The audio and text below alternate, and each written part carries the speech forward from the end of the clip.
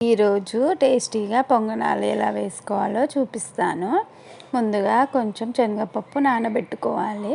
ఉల్లిపాయలు, కొత్తిమీర కట్ చేసుకొని, పచ్చిమిర్చి కచ్చా పచ్చాగా మిక్సీలో వేసుకోవాలి. పొంగనాలు వేసుకోవడానికి దోసపిండి తీసుకోవాలి.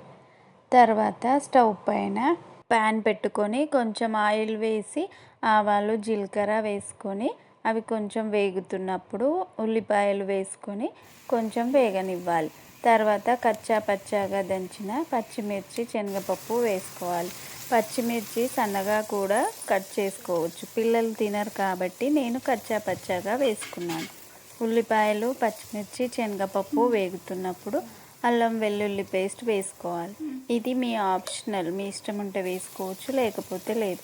తర్వాత కొంచెం పసుపు వేసుకొని కొంచెం సాల్ట్ వేసుకొని కలపాలి. దీన్ని మనం దోస పిండిలో వేసి కలపాలి. కొత్తిమీర పైనుండి వేసుకోవాలి.